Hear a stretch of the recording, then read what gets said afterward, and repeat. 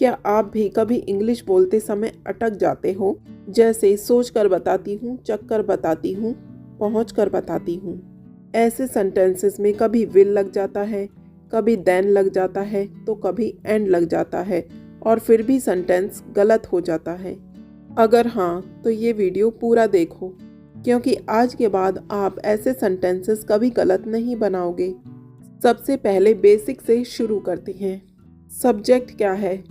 Subject वो होता है जिसके बारे में बात हो रही हो या जो काम कर रहा हो, उसको हम सब्जेक्ट कहते हैं।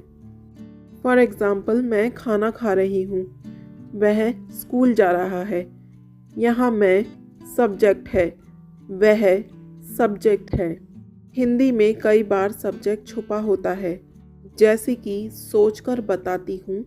यहाँ मैं नहीं लिखा, लेकिन बोलने वाले की फीलिंग से पता चल रहा है कि मैं ही बोल रही हूँ। इसे कहते हैं हाइडन सब्जेक्ट। इंग्लिश में सब्जेक्ट कभी छुपा नहीं सकते, हमें हमेशा साफ लिखना पड़ता है। आई, यू, ही, शी, दे, ये सभी सब्जेक्ट हमें साफ लिखने पड़ते हैं।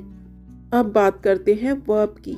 वर्ब काम है जो सोचना, चखना, आना, जाना, लिखना, इन सभी क्रियाओं को हम वर्ब कहते हैं। यानी सोचना, थिंकिंग, चखना, टेस्टिंग, जाना, गोइंग, आना, कमिंग, लिखना, राइटिंग।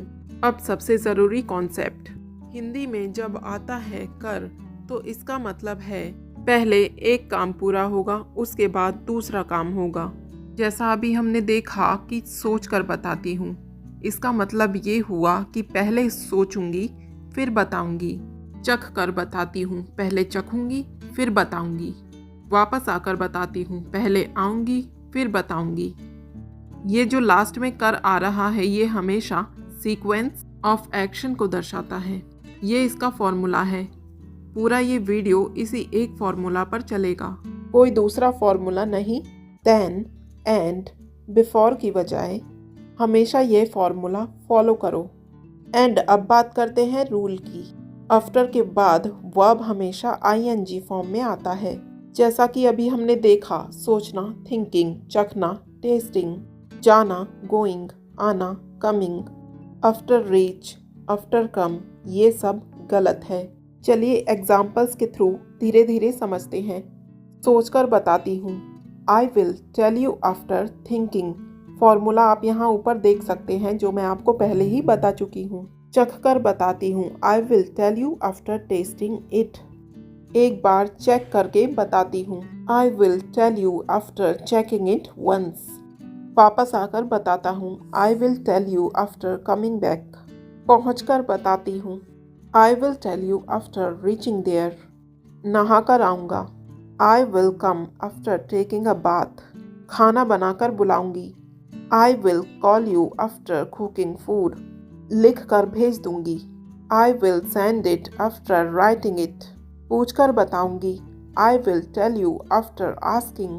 देख कर बताऊंगी, I will tell you after checking. हर वाक्य में आफ्टर प्लस वर्ब के साथ आईएनजी का रूल फॉलो किया गया है। स्टूडेंट अक्सर ये गलतियां किया करते हैं। After reach, after reached, after come, ये तीनों गलत हैं। हमेशा आफ्टर प्लस वर्ब के साथ आईएनजी। यह ग्रामर नहीं, लॉजिक है। यानी पहले एक काम फिर दूसरा काम। ये एक बार रिमाइंड कर लेते हैं ताकि आपको याद रहे। सब्जेक्ट जो काम करता है, वर्ब काम को कहते हैं, एंड सेंटेंस के लास्ट में जो कर आ रहा है, उसका मतलब है पहले एक काम फिर दूसरा काम। इंग्लिश में सब्जेक्ट जरूरी है, जबकि हिंदी में सब्जेक्ट छुपा हुआ है। अगर आफ्टर के बाद वर्ब आईएनजी के साथ याद रहे, तो कोई भी हिंदी सेंटेंसेस जिसमें लास्ट में कर आ रहा हो, कभी गलत नहीं बनेंगे। अगर आज आपको ये कॉन्सेप्ट समझ आ गया हो, तो आप ग्रामर नहीं, लॉजिक से इंग्लिश बोलोगे।